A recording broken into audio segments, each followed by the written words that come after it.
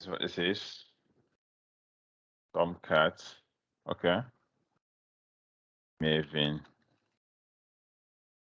deployment, okay, Tomcat Maven deployment, okay. So first, we are going to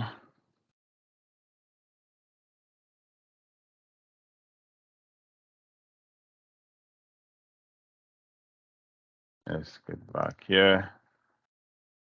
First, what we want to be able to clone the source codes for the application to be deployed. Can you all see my screen very clearly? I hope so.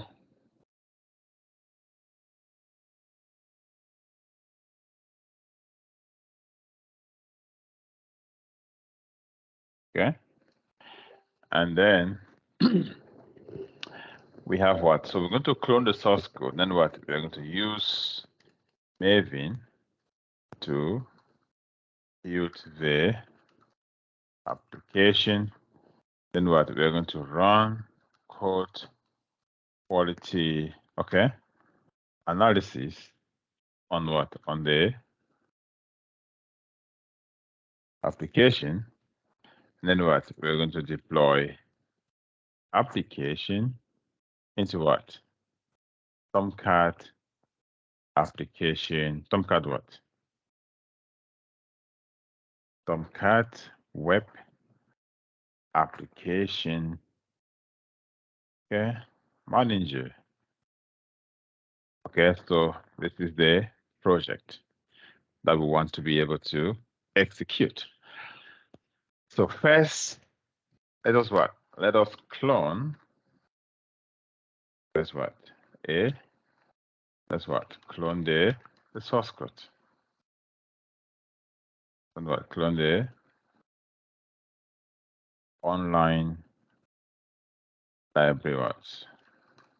Library application. Okay.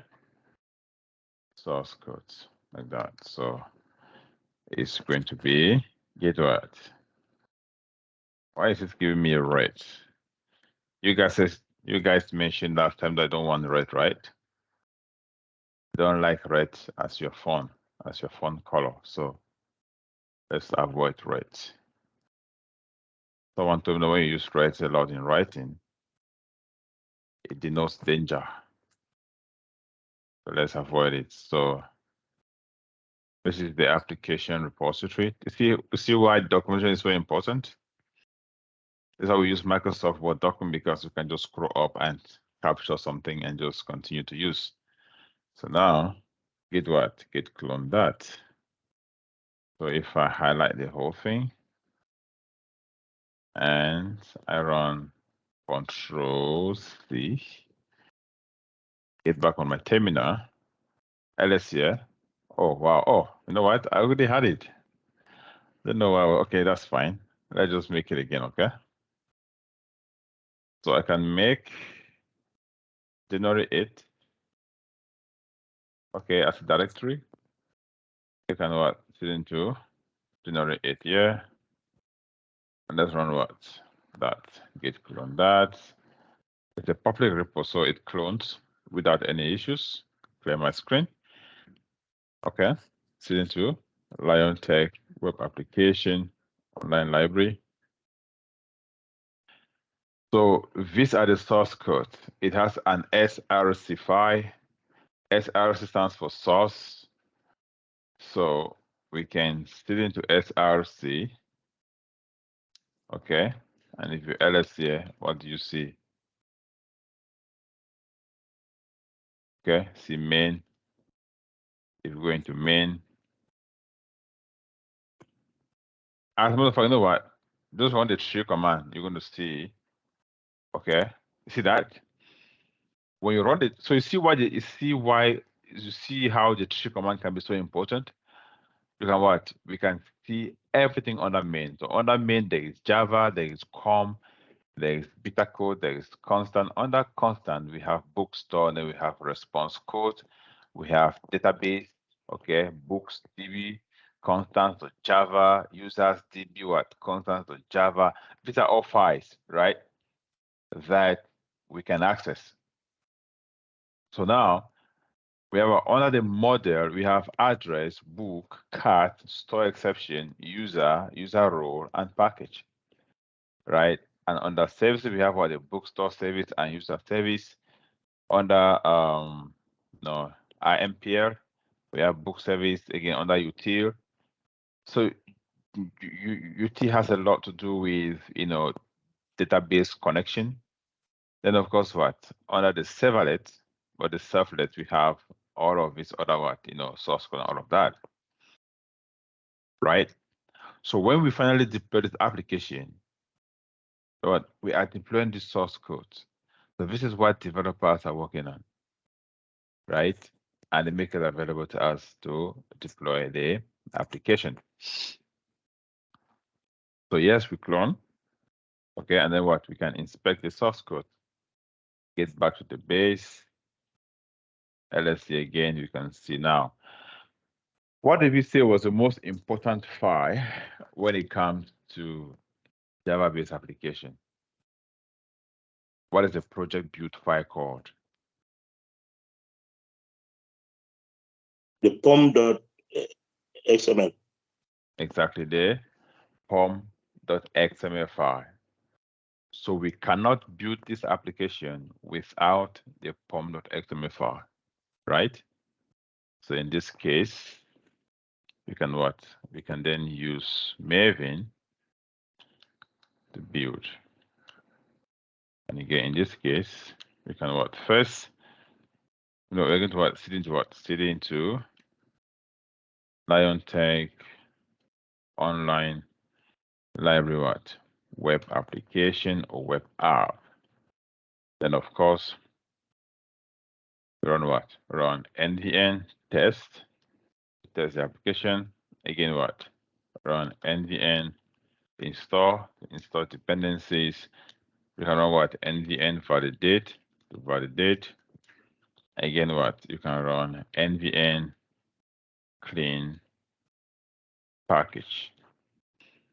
Okay. Now, as DevOps engineers, this is one of the processes that we are going to want to eliminate because this process is manual, right? It should not be like this, okay? We should be able to build what we call build automation. And that's the next aspect of our course, right? Where we are going to be able to set up what build automation systems. So we should have a system in place that automatically what builds, run all of this stuff for us without anybody typing these commands manually. No. Right? Okay. Same thing with what? With step 3 and step 4. So when we move on to Jenkins and Azure DevOps, what we want to achieve is what is automation.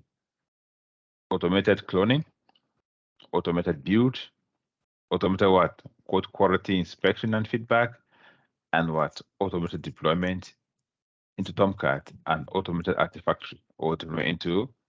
So we have two types of deployment in phase 1. Okay, when dealing with Tomcat, we are going to deploy to Nexus, and again, what? Deploy into Tomcat. Okay, so when we get to Jenkins, nobody is going to be running NVN tests manually. Right, the same thing with what? With the code quality inspection. No, right? We are going to run all of these automatically. So when a developer, does a commit any change to our repository, our build automation server has what it takes to clone the code automatically, checks what has changed, okay, and what? Builds an artifact for us automatically, test the artifact automatically, and run what? The code quality inspection. Oh yeah, And from there, right, you know, deploy the application into Tomcat. All of this process is done automatically. Okay.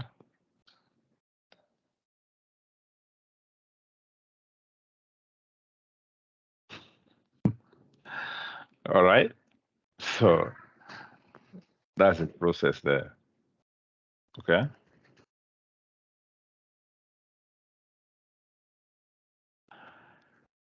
So yeah, of course, we can what? We can run nvn install, and you see it's going to scan the source code and run the installation. Right. See the process here. Then of course you have nvn. Okay.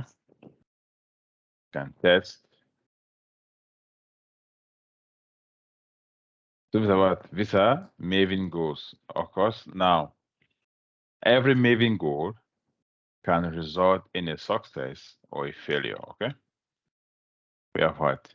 NVN validate.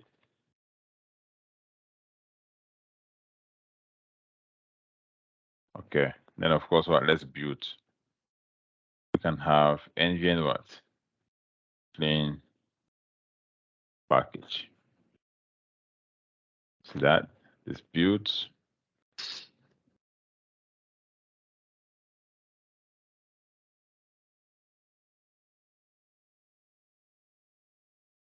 How to what? How to build artifact. So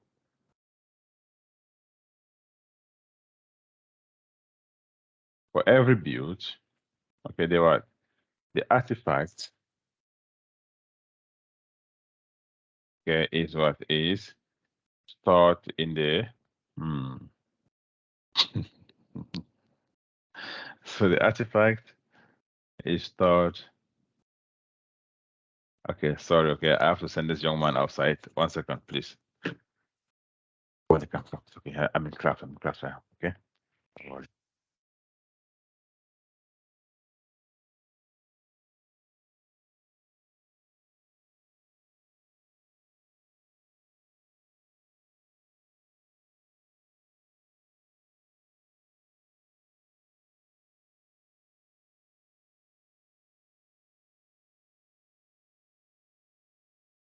Yeah. So sorry about that. Sometimes I leave my office open, so my young guys just enter anyhow. Okay. So now this is going to be stored for every build. The artifact is what is stored in the target not in the okay in the what in the target directory like that. See that? Yeah. So this directory is of interest to us. Okay, the target directory. So now, if you run ls here, let's now sit into target. See that? That's our application there. So of course, if you cd, okay, into target, we can save this application. Insert, and of course we can insert this. See that there? There we go. See here. So this is our application is called what? Online bookstore.war. Now, what does this mean? Online bookstore.war. What types of artifacts does Maven build?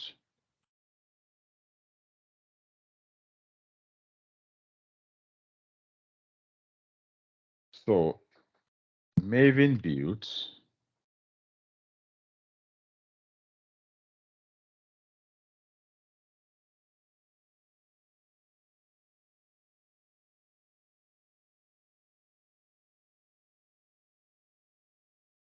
Okay.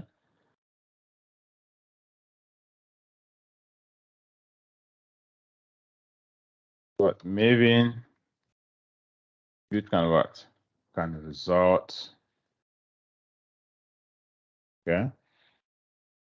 Can result in the following, okay, types of artifact. Okay. We have A. I don't want this stuff in red. Okay. But what? We have A dot var for what? It's equals to web application. Okay. Dot what?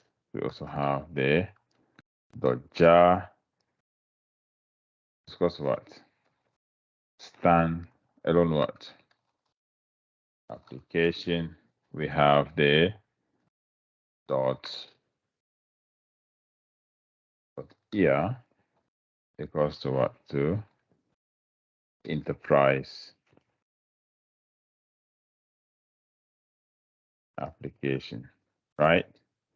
So these are the three types of packages that Maven is going to build. So now we have an artifact called online bookstore.war. The question now is, so this is on my local. So now, because what I'm trying to let you see why Nexus is so important, okay, or why a remote artifactory is important. So yes, we've been able to build, but this build is still on my local. What happens if my local crashes? What I've lost the application, right? So is it possible for me to back up this artifact in a remote environment somewhere on the internet so that, you know, something was to go wrong? It's no big deal. You can always go there and download the application. The answer is yes. And that is why we can, we're going to work with Nexus. So Nexus is going to allow us to deploy that application or visual application, okay, in what we call a Maven remote artifactory, okay? Now let's look at, okay, how to what? Run our code quality analysis. Again, it's a very seamless process.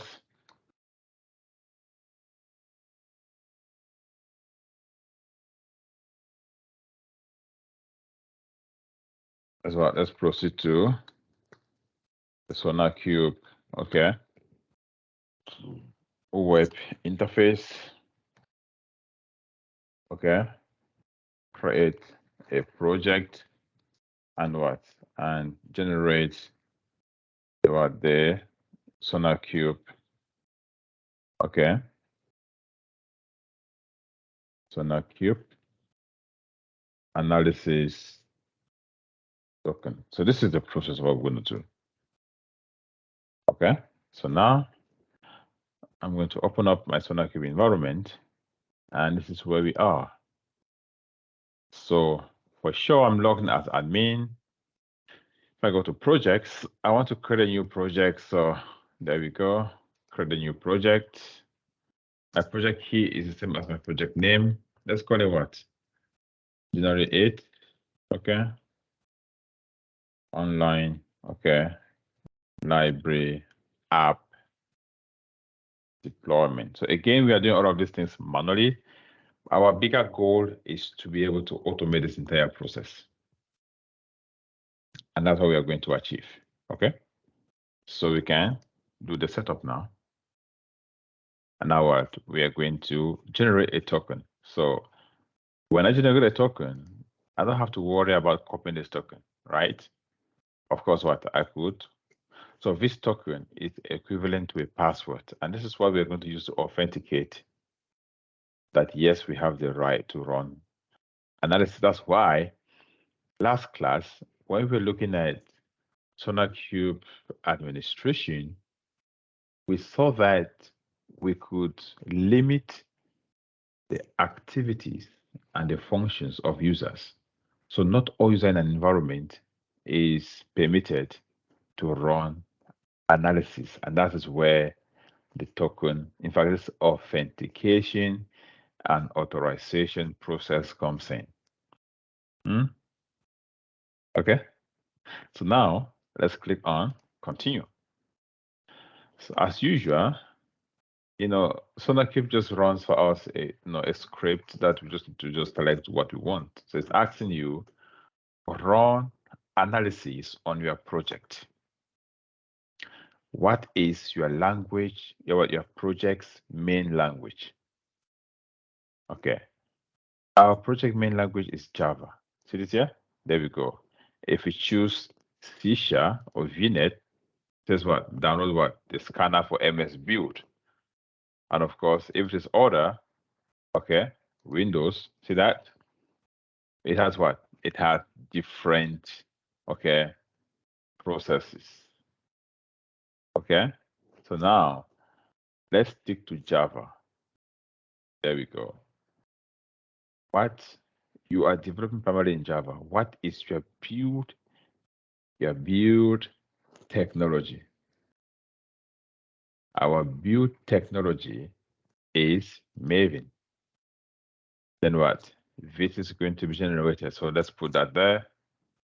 So after you run that steps or those steps, we have what? We're going to have something like this.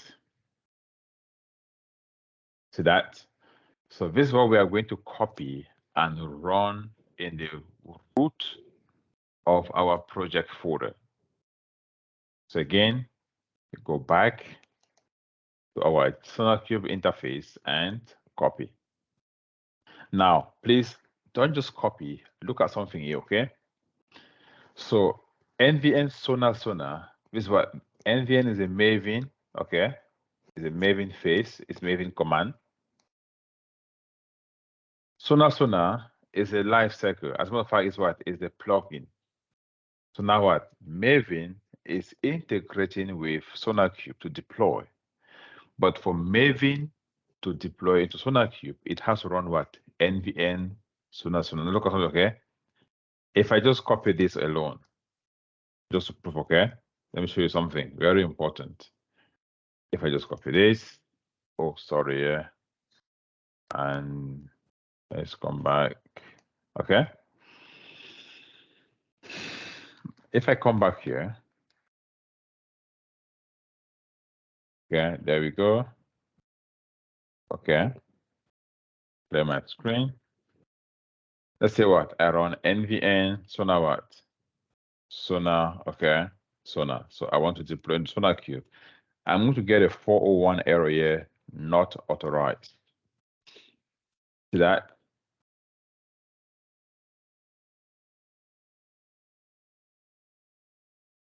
Yeah, you see.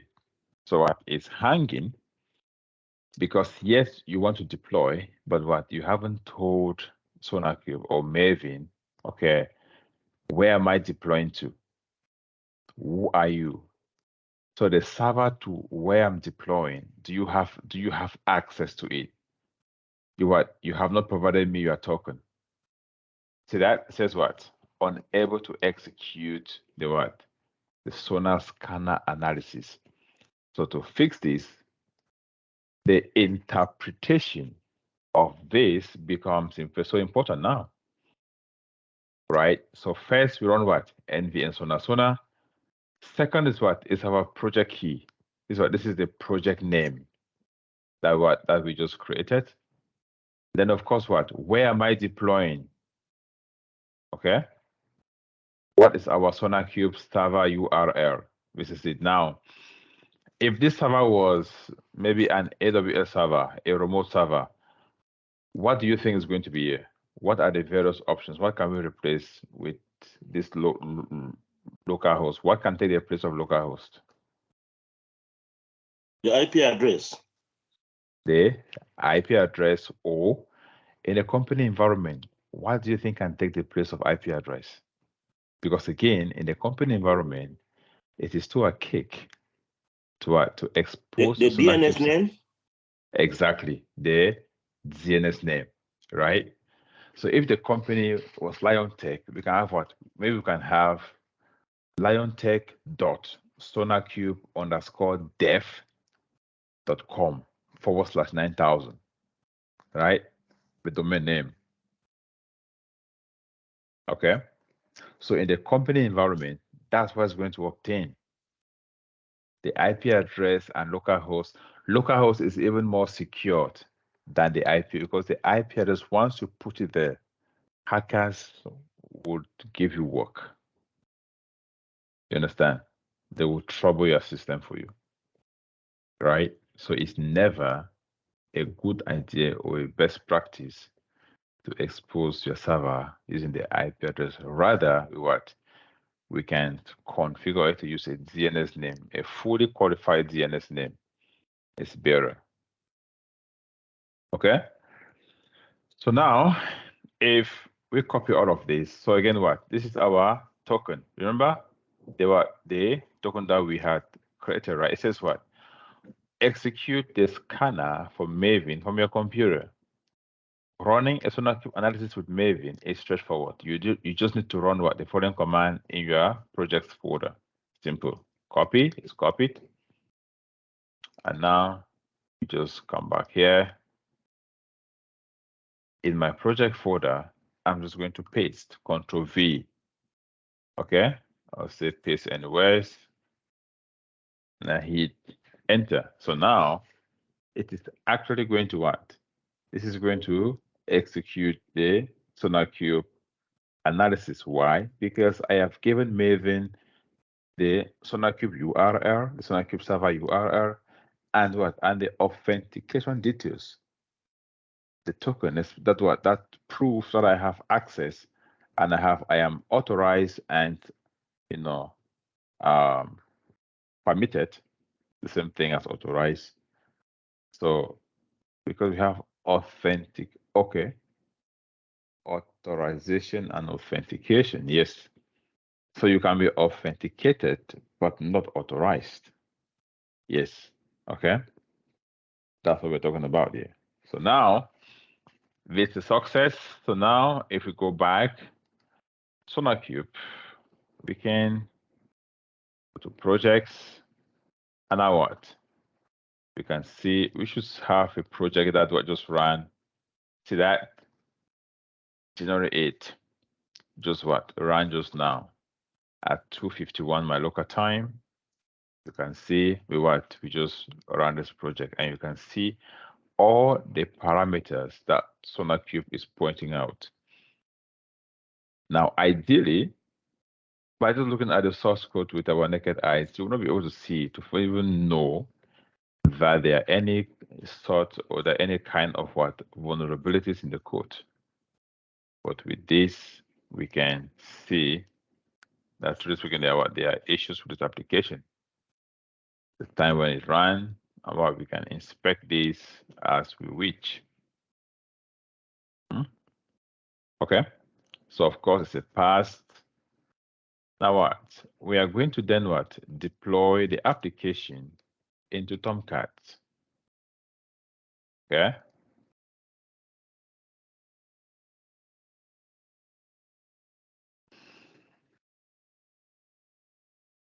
Interview question. What is Tomcat deployment directory? What is Tomcat deployment directory?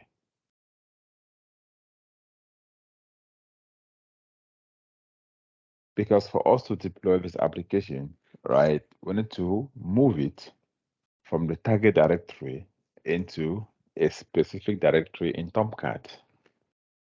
What is that directory called? It is called the web apps directory. Okay. So the Tomcat deployment directory is called /opt Tomcat. I mean web apps. Okay, /opt web apps. So in that case, if we to deploy, again,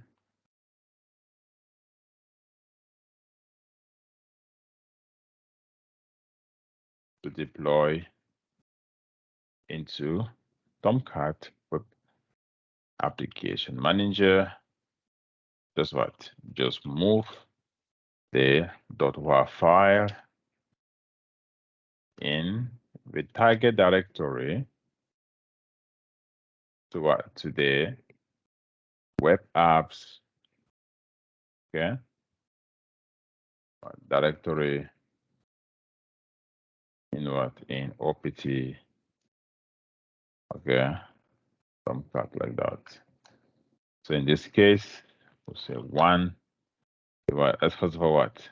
cd into, okay, one. Let's first of all cd into what? Into target, and two, we run what?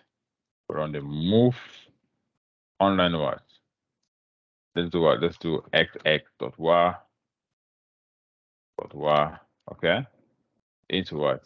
Into opt Tomcat web app. So xx being what? The name of the application. So in this case,